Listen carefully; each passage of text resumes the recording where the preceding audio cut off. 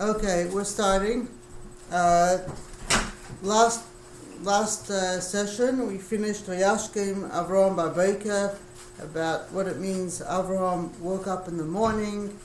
That actually it means, it has other meanings, and Vayashkem is arising. But what I did is, you'd asked a question about just going over briefly the translation, because we were doing all different words, so I'll do that.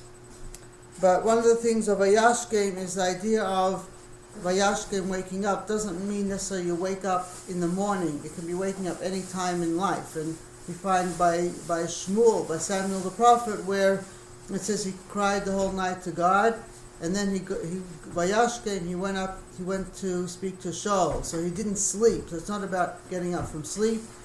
It's getting up from wherever it is at any time. Okay. The general translation is that after these events, God tested Abraham and said to him, Abraham, and he answered, here I am. And he said, I take your son, your only son, whom you love, Isaac, and go to the land of Moriah, and offer him there as a burnt offering on one of the mountains which I will tell you. Abraham rose early in the morning, saddled his donkey, took with him 2 attendants and his son Isaac, and he chopped wood for the offering, and set out for the place that God had told him. That's a common translation. One of the ways that we translate after going through the different words is the following. The new journey came following the previous happenings. The boundaries were removed to reveal the full potential of the soul energy Abraham. The Creator empowered Abraham the soul and the person Abraham immediately, and he immediately felt it. It made him pay immediate attention to all the aspects of his composition, his body, soul, and the love and kindness that he embodied. He did this with joy. He understood that he needs to use his comprehension with all his powers to flow with the oneness of the Creator. This journey will bring the exchange and transformation that is needed. The elevation needs to happen in a specific setting that you will know when you come to it. With alacrity, Abraham moved to examine what he had to do. That is a translation of the words, a little bit different. A little bit. Okay? But it's actually very applicable to every human being in their daily life. It's not a story, something that just once happened. And that makes the Torah alive. It's very nice when people have stories and learn out things from stories, but it's even nicer when you can actually read the words and see it into the words. Anyway, so we're up to the part where it says, Vayachvash es chamer, he saddled his donkey. Or Vayachvash, he tied down. In Psalms, chapter 147, it says he heals those with a broken heart and he binds down their feelings down. The word there, binds, is mechabesh latzvaisam. And in a similar vein, we also find in Job, it says in Job chapter 34, Ha'af soine mishpat yachbash, one who hates justice, will he be healed? So again, it uses the word Vayachavash as a healing, like a bandage more. It's a healing that comes with it. And same in Isaiah chapter 30, B'yom Chavash Hashem es Shavram, in the day Hashem bandages the injury of his people. So the term generally refers to covering and healing of wounds. Es is again a word not translated. Es includes all aspects of the next word, which is chamera, his donkey. A complete ass. Okay. In Genesis chapter 11 says, V'achemar hayalahem l'chemer, that the chemar, the clay, when they were building the Tower of Babylon, the clay was for them as mortar, as bricks. Now, Kabbalistically, Chemar refers to Chachma, wisdom, and there it discusses it as the Chemar, the wisdom, was for them in everything that they did. They saw the wisdom, the creator and creation in everything. So Chemar is the potential of the wisdom of everything, and they were able to actualize it in what they were doing and building. Anyway, Chomer also has a numerical value of 248, reflecting that all the limbs of a person should be bonded with their source, because there are 248 positive precepts in the Torah, 248 positive ways of connecting. And so in all these ways a person should connect. In other words, the word mitzvah actually means a connection. So Abraham connected it through all his limbs and all the channels that are there. Then, in order to go on a spiritual journey of this type, Avraham had to restrain his physical so it wouldn't pull him down. The physical and spiritual often are in conflict. And if you're going to go on a pure spiritual journey, you want to leave the body, get out of the body, because it's very hard to drag the body with you. It normally pulls you down. So Vayachavesh Chamer means he imprisoned his chomer, his physical being. He had to restrict it in order to go with his son on a journey. And later on, we'll talk about how when he's telling the two lads to be there, that they should be there so that we can bow and come back to you. Because when you go on a journey, for those people that have out-of-body experiences or that leave the body, know that if you don't have a way to come back to it, you don't come back to it. So if you're going to go on a real spiritual journey, a soul journey, you have to be able to come back to the physical. Reconnect in a balanced way. Because you can also come back and be nuts. So you can come back and be crazy from your spiritual journey. Like Arba Shenichnos El Pardes. So that we'll talk about probably next week. Anyway. I have a question. Yes. Just really quick. When you talked about his ass and binding his ass, Mm-hmm. is that the literal translation of that word? Does it have to mean ass, or could it be a beast? Well, we'll explain why it means a donkey. Okay, all right. Okay. In a moment. Okay. No, it made me think of something else. That's why I was asking. It doesn't mean beast per se. Okay. I don't. It's not used that way normally, Okay. so I'm not going to translate it that way. Because if you're using beast, it could be any animal really. It's not a general term for beasts. Oh no! It's one of the English translations that I can't remember where it was. It talks about men as brute beasts. And Well, men are brute beasts, but that's not this okay, word. so that's okay. I was just saying they're asses. That was enough. Okay. Okay.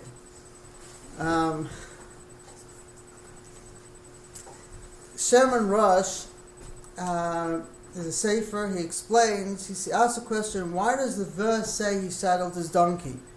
It's irrelevant. He's told to go, so he goes. He saddled his donkey. Well, what did he do? He didn't saddle his donkey. He went on a horse. I mean, what does it matter what he went? They didn't have cars in those days. You went somewhere, you took an animal with you to carry your things. I mean, he says, what is this doing here anyway? And he says, why is donkey? It's like, what do you need the donkey here for? Who cares if it's what animal it was? Anyway, so he says, regarding creating Adam, it says, Elohim, that Elohim said, we will make man. This is a very famous verse in Genesis, which everyone questions, what does it mean, Elohim? It's a plural, God, who are these gods? What does it mean, we will make man? Who are you talking to? And there's a number of issues which when we get to in our Genesis we'll we'll go into it. But firstly, the word Elohim is translated as God, and that's incorrect. The word Elohim means power of boundaries. In order to create, since the Creator has no definition, the Creator had to create definitions to make things. These powers of boundaries of definition are powers that the Creator created, and that's what Elohim refers to.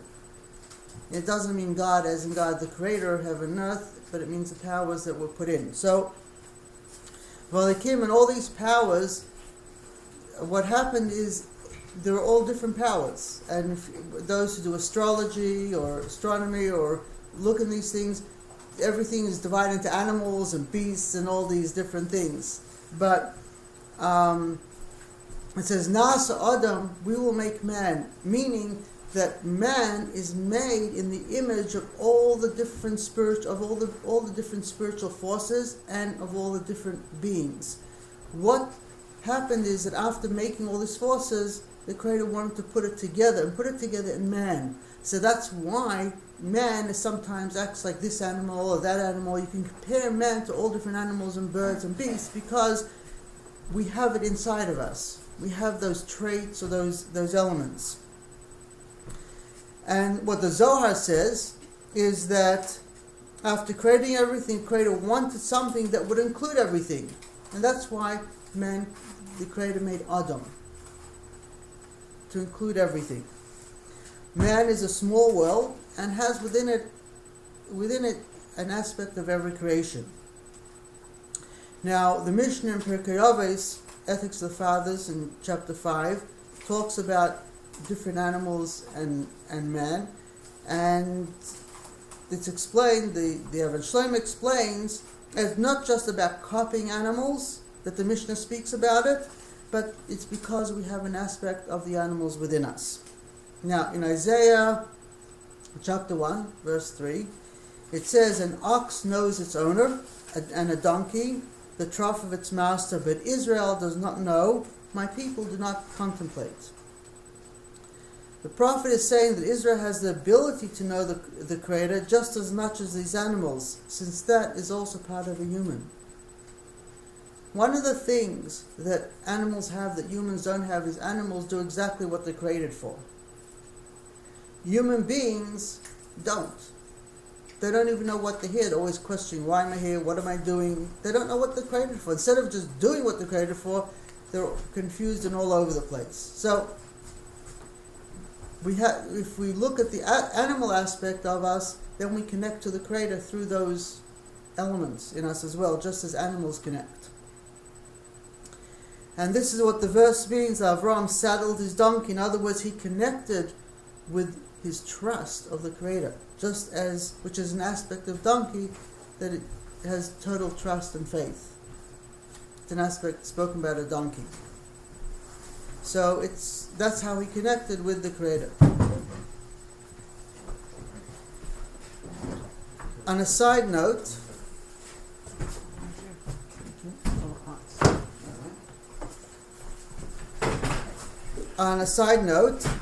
the term Vayashkem, and he woke, has the word Shchem in it.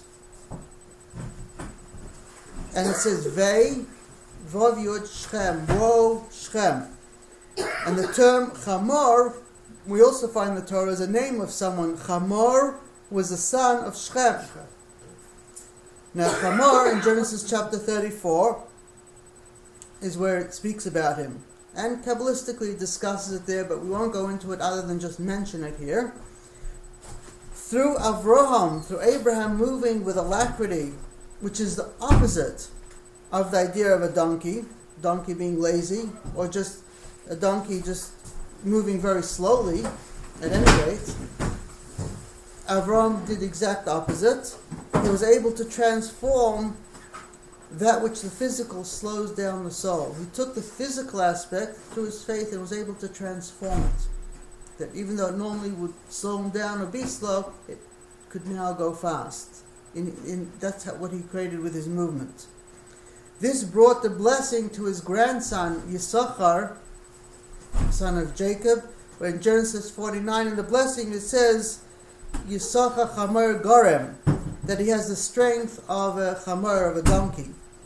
And the spiritual aspects are there of the strength and the alacrity which Avraham did made the whole idea of a chamor, a donkey, into a positive thing. I'm just mentioning it, but there is a lot more involved in it. It discusses why the name of the person who came with Dino, his name was Chamor, and what Shechem is, because Abraham had the spiritual positive side, which he transformed the Chamor, and Chamor was that came to Jacob, that wanted Dino was the opposite, the negative side. Is that everything has positives and negatives, and this is actually in Torah, a lot of these names reflect both sides, and this is in this word Chamor, just as a side thing. Anyway, Vayikach es shnei na'arav itay, and Abraham took his two lads with him. Now, it doesn't say who the lads are, and it could say he took two boys with him. It says his lads, and it says with him. Now, if he's going and he takes two boys, obviously he's going with him. But if he's traveling, it should say he took what he needed and he went. What's relevant that he took two boys with him? He was a wealthy landowner, he's a wealthy person, he had servants. Sure, if he's traveling, he's going to take servants to take whatever it is. This whole thing seems superfluous. So, there are obviously other things going on here. The word vayikach, and he took, means also convince, what he took on something. Rav Shimshon Raphael Hirsch actually refines vayikach here, and he took is not the journey yet. It doesn't refer to, he wasn't going on the journey yet, just things he took before the journey. The journey only begins later on, where it says Vayakam Vayelch, he got up and he went, or even afterwards. And at each place we'll go into which part of the journey it is. And so according to this, he hasn't informed Yitzchak, Isaac, about what was going on yet. He's still getting things together.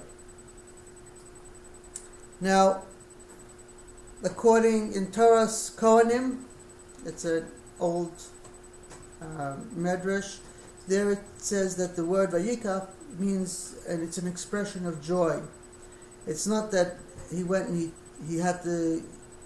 there was any heaviness, because he was doing this as joy. So the vayikach here, the taking, was one of joy.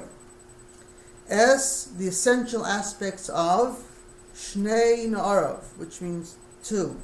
Now, shnei also means years, and shinoi also means change, the learning of. So there are different commentaries that say he's not taking two lads, but he's taking the years or change or learning of. And na'arav also means his youth. So while you could say he's taking his two lads, you could also say he's taking, in order to go on the journey, he was 100 years old. He wasn't a young guy. He needed the energy of his youth to do this, or things that he had learned from his journey to be able to do this. Itay with him. In a simple sense, it's talking about two lads, but it doesn't say who they are. So the fact that it doesn't say who they are means it's not relevant who they are. So even though commentaries try to figure out who it is, it doesn't really matter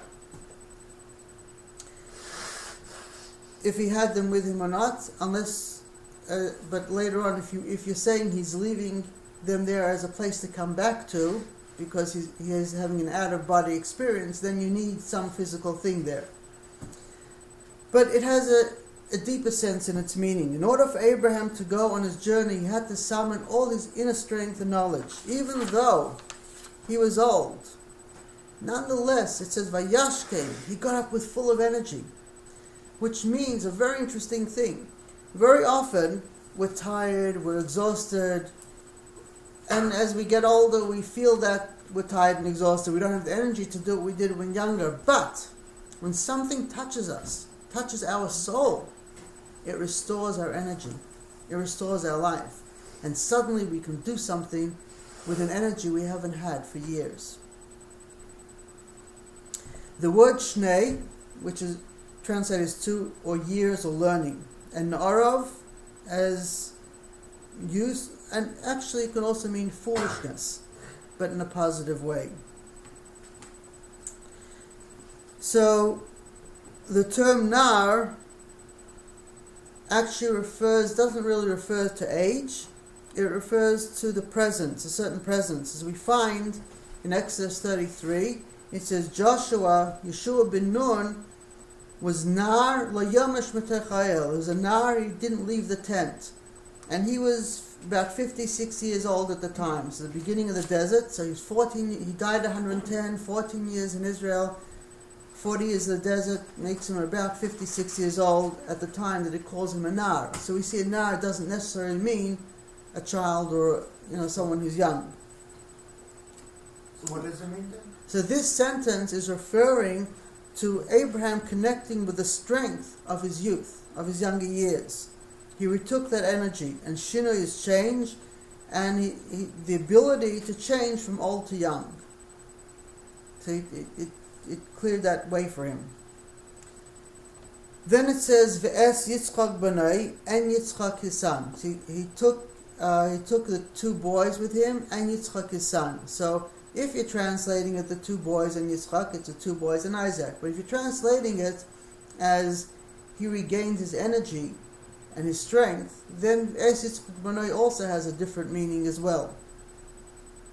The term Es, as we've had it before a number of times, and it's going to be throughout this story, it has Es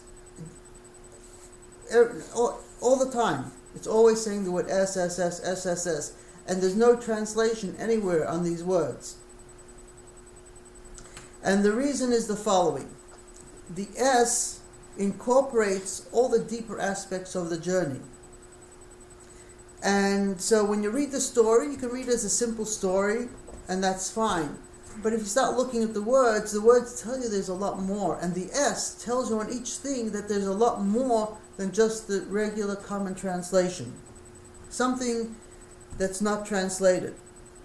And so it opens up the word to another dimension, as we've been doing. So Yitzchak Banai, Yitzchak also means laughter, as we've mentioned before. And Banai, his son, we explained that binyan, from the word building. So if you say he didn't speak to Yitzchak before, now that he took him, Yitzchak is now in the picture. Till now was Avraham's journey himself. If you say he didn't speak to him now either, it's still his journey. That means that the journey that he's taking with the energy, he's doing with a lot of joy. When you feel that energy, it brings joy to you as well. So it's when that energy came to him, it transformed him, and he felt very happy and full of joy. You feel full of energy, you feel full of joy, and that's what he's saying here. And it's not just laughter and joy with the word Yitzchak, but Banai means his whole building, binyan, his whole building, his whole body and soul, everything was filled with that joy. But S means, even though it's not translated as a particular word, could it show it means a deeper connection? The S means a deeper connection. Right. It's also Aleph and Taf, which are the first and last letters of the Aleph. Yes, it is the first and last letter of the Aleph base. Everything. Yes. Correct. Yeah. That's why they say it encompasses everything, because A to Z. And that's why there's no translation. How do you translate A to Z? A number of places the word is translated, you can translate as with, but at times it just doesn't make sense to put a translation there. So generally it's not translated. Where it says Rabbi Akiva used to explain everyone what it means, but he didn't write it down. That's all. Vayivaka atzayla, and he chopped wood for the sacrifice. That would be a common translation. Vayivaka atzayla, he chopped wood for the elevation.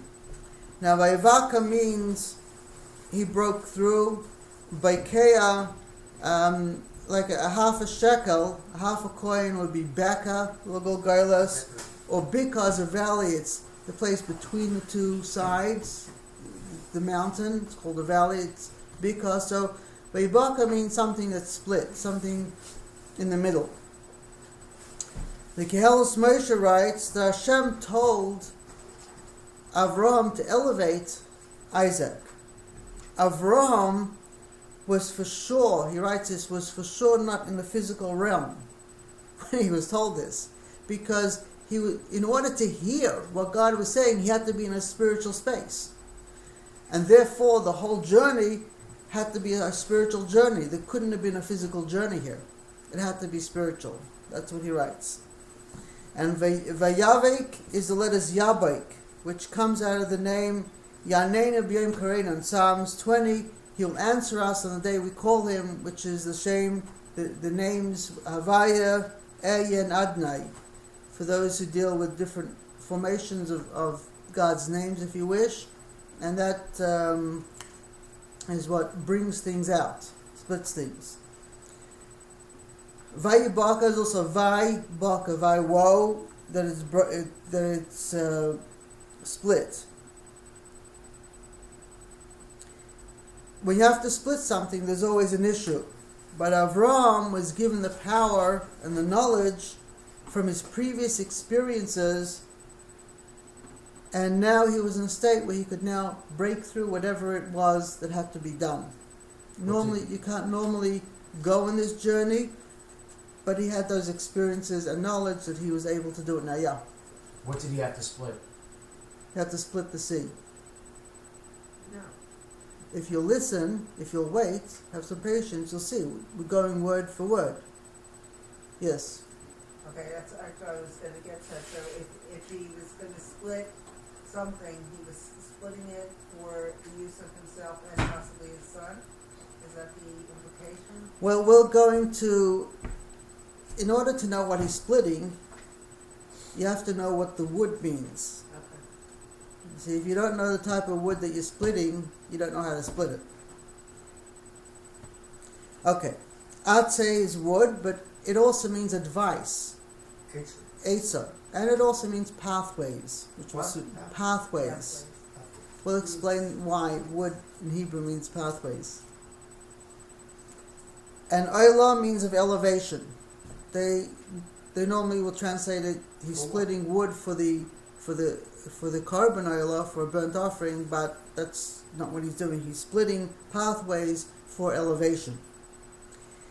If you're going to write wood for an Olah, it should say Eitzim la'Olah, wood for the sacrifice, for an Olah. It doesn't say that. It says Atse Olah, wood, elevation, Atse Olah. So it's obviously not referring to simple wood, but referring to something else.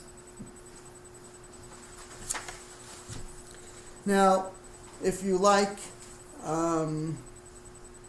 gematria, not numerical value, the word Atse, wood, also is actually numerically 170, and Peloi El Chai, the wonders of a living God, in Hebrew also is numerically 170.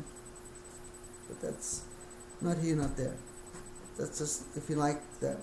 The Morav Hashemesh writes that the verse means that he broke through the advice for elevation. He figured out who the elevation was, for himself or for Isaac. He split the advice into two.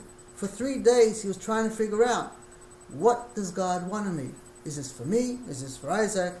And the third day he figured out that the whole journey was for his son. You ever figured out what he's doing for 3 days? It doesn't say what he thought, what he did, he went. Doesn't speak anything about what these 3 days are.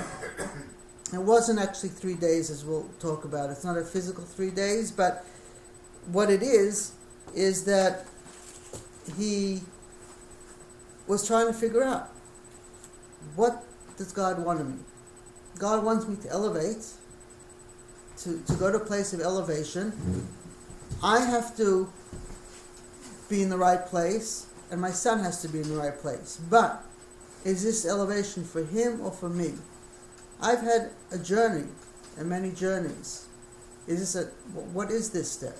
And so he had to use all of his knowledge and understanding, not just to understand how to go on a spiritual journey, but to know what the purpose of it is. Who is it for? Where's his focus here? In Leviticus 21, it describes many about bringing an offering in the temple. When you bring a sacrifice, the priest that brings it has to be someone without a blemish. In other words, when you're coming to serve God, you're coming to do something, you have to clear yourself. You have to go to the mikveh, you have to repent, you have to do whatever it is that you need to make sure that you're clear. So that is something he knew how to do, and he worked on that, but he still needed to know who the purpose was, it for him or for Isaac, and this took him the 3 days. Now, the fact that he was able to stand aside and say, this is not for me, I'm doing all this for my son, I'm doing something at this age that person wouldn't normally do, I'm going on a spiritual journey that's also dangerous, and I'm doing this for my son, was actually an amazing thing. He's not doing it for himself. If he's doing it for himself, people love to experience things. They love to have the experience, and you do it. But here you're letting go of your desire and want to have your experience, and you're letting your son have it instead. This was one of the focal points of Abraham's journey, that he was able to let go of having his experience of serving the Creator and give it over, let Isaac have it instead. Focus it on Isaac, that he should have the experience more than Abraham. And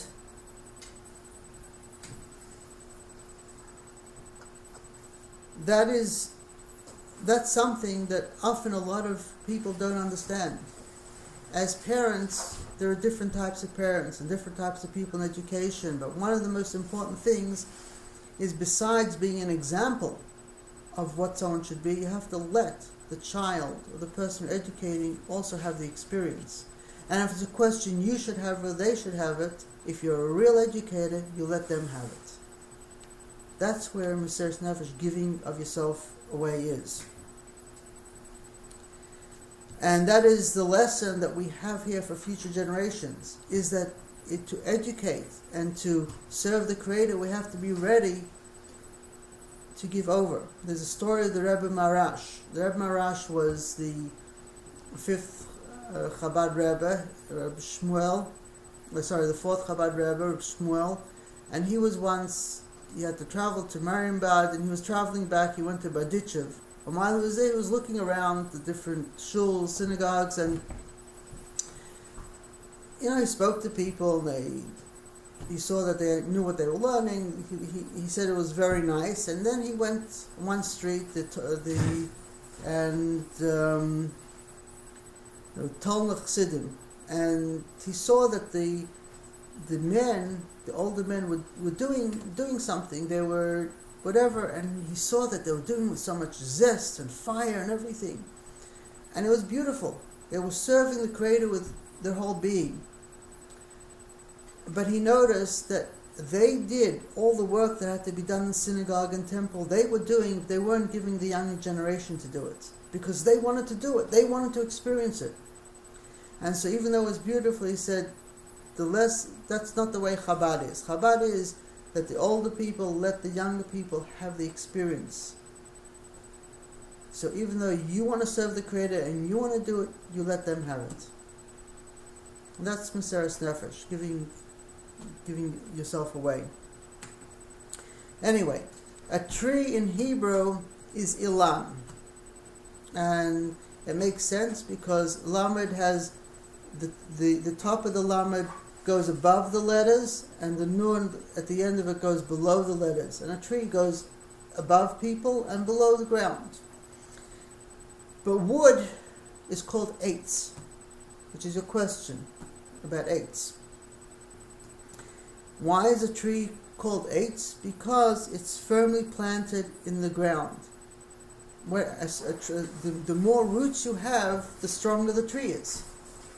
It'll stay stronger in the ground. So what are these roots? The roots are pathways that bring nurturing to the tree, which is through the wood. When you chop a tree down, you can't just burn wood. You have to let it sit there, you have to let it dry out. It's moist and wet inside. So while the word eitz is referring to what you talk about wood, you're talking usually about what's on top of the ground, not the roots. It actually is talking about the roots and pathways that allow the plant, the tree to stand. So when you say eitz, it's really referring to the inequality of the wood, how it absorbs from the ground and the life force goes through it to the tree. Abraham didn't chop wood. Vaikeya means he split or broke. In other words, he opened the pathways that would allow him to elevate himself and his son. And yuvaka, which is chopping, also can mean cleave, open, or penetrate. In Proverbs chapter 3, it says the Torah is called Eitz Chaim, a tree of life. There are 5 books of the Torah that Moshe wrote. Moses wrote 5 books. That is what we believe. Let's have no reason not to. There are 5 books of Torah written by Moshe, which each one of the books reflects 32 pathways of wisdom that flow through the creation to each person. 5 times 32 is 160, which is the same numerical value as eitz, as wood. In Hebrew, it refers to the wood of the tree. Stalks of flax, for example, are also called eitz in the book of Joshua chapter 2. In Genesis, we find the fruit of the tree is referred to as eitz. In Sefer Gerushin, it writes there that eitz only applies to a tree that bears fruit. You don't say eitz, call tree eitz wood, unless it bears tree. So if it's a barren tree, it would be called ilan and never eitz. In Deuteronomy 20:19, a man or woman are called eitz. There's much more to the word than just tree or wood. So it refers to the way life force comes through it. And just like in the human body, it's water that carries life through the body. You have the blood, but you need the moisture, otherwise nothing's going to move. If you don't drink your water. The same thing with a wood. If it has the water, if it's moist, it draws the life force that comes from the ground through it into wherever it has to go in the tree. And without it, it's dead wood. And same thing, human being is dead without the water. So the fruit of the tree in the Garden of Eden refers to the result of the journey of the life force that comes through various pathways that bring life into this existence, just as it does to the actual fruit of a tree. So the reason it says fruit, it says the fruit of the tree, it's not talking about a physical fruit or a physical tree. It's actually talking about the fruit, which is the end result of the pathways of life that go that way. And that's what the choice of Adam and Eve were, to choose the end result for the future generations. They just didn't know the pathways, what would happen. So in Kabbalah, the tree of life and the tree of knowledge refer to spiritual life forces and flow of energy, not a tree as many people imagine, not a physical tree. The story of the tree in the Garden of Eden is essentially a story of spiritual pathways and life force. And this spiritual energy and life is reflected in our physical composition. Anyway, the Hebrew letters of the word eitz are roots. The root is a root letters for the meaning advice, concentrating energy towards a goal, spine, eitz could be the spine, a backbone, form or an image, a vessel like a pot for planting, a nerve, a rug, person's mood, atzabim, closing, narrowing, strong, bone, essence. There are many applications of these letters that are used for wood. Utz means to force out. Yatz is to liberate. Noatz means to to penetrate, notes means to insert. Anyway, from all these different variances using these same letters, we can see that the letters of 8 describe a flow of energy and life force in one way or another. Going with the flow of life is called life, and flowing in opposite direction is considered death. So when we say something is death, it doesn't mean that you're going to die or it is death. It means that's the direction it's going, where it leads to in the end. There's physical death and spiritual death. Spiritual death ends up manifesting also with physical death. The physical may continue to exist until its time runs out, or something reverses a propulsion to restore it to its flow of life. A further insight into the word 8 can be found in the shape of the 2 Hebrew letters which make up the word 8, which are ayin and tzaddik. The shape of the letters reflect the flow of energy.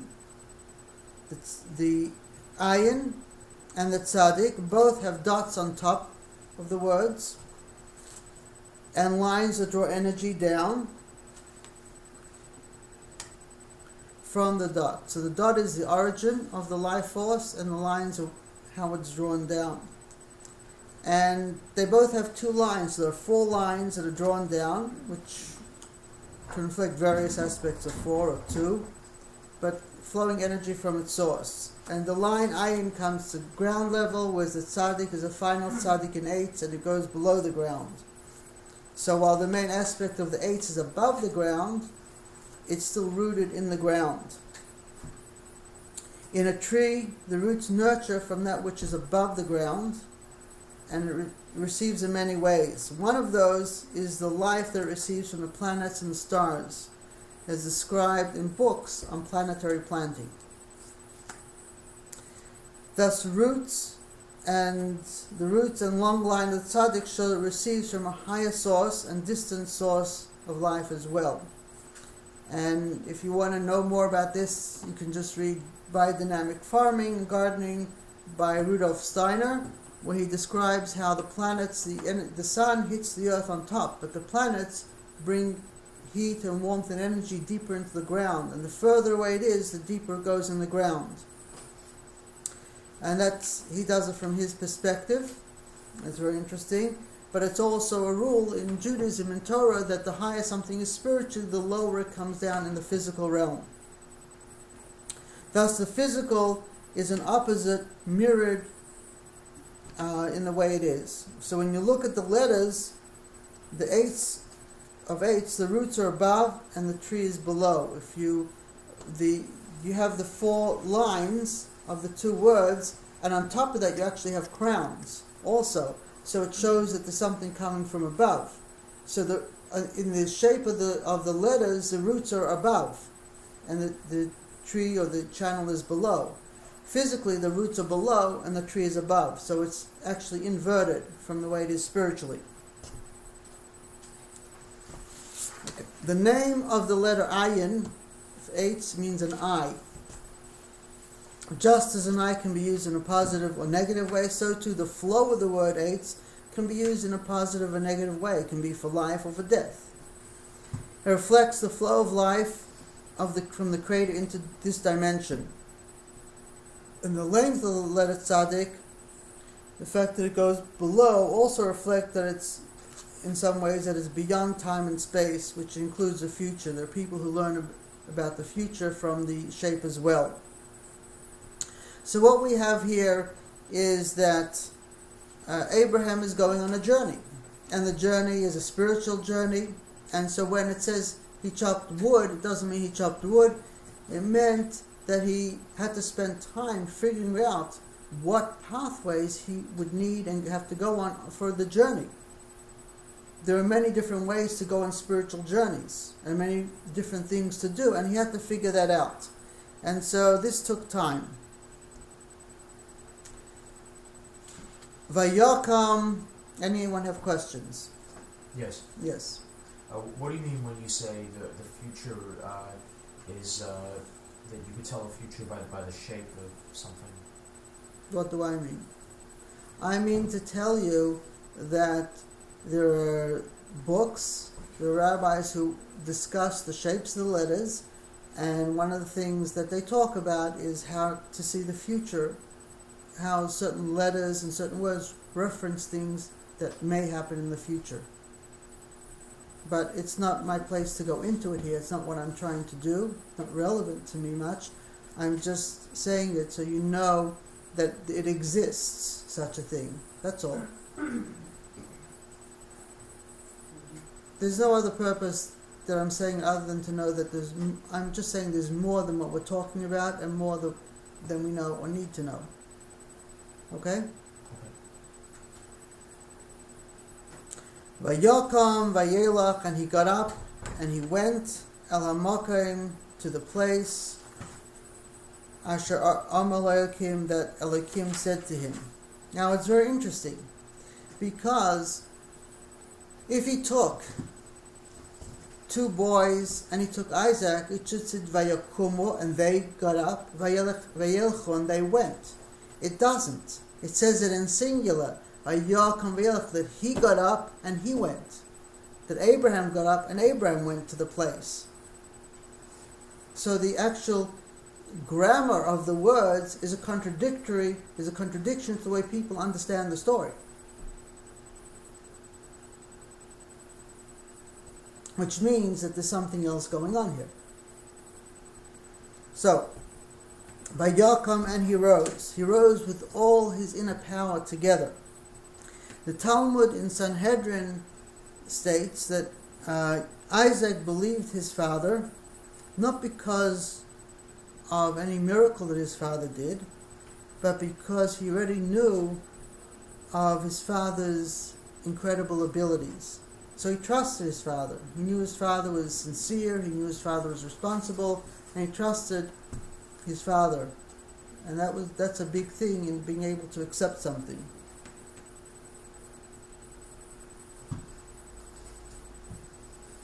So Vayelech, and he went, again singular. It was an internal journey.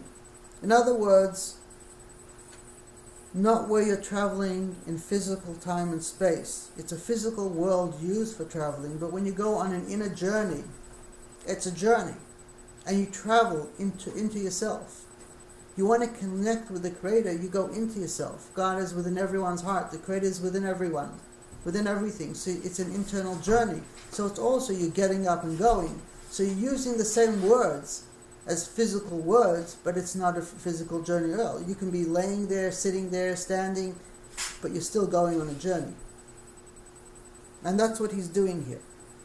And so the place that he's going to, while everyone looks at the place as being a physical place that he's going to, he's not. He's going to a place internally, as we'll see. El hamakim, to the place. The word el could have different meanings, but to is fine here.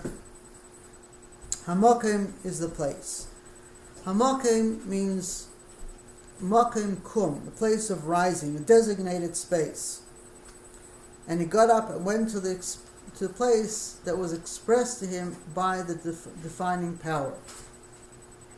The term makim, place, has a numerical value of 186, which is the same as the two names Joseph and Judah.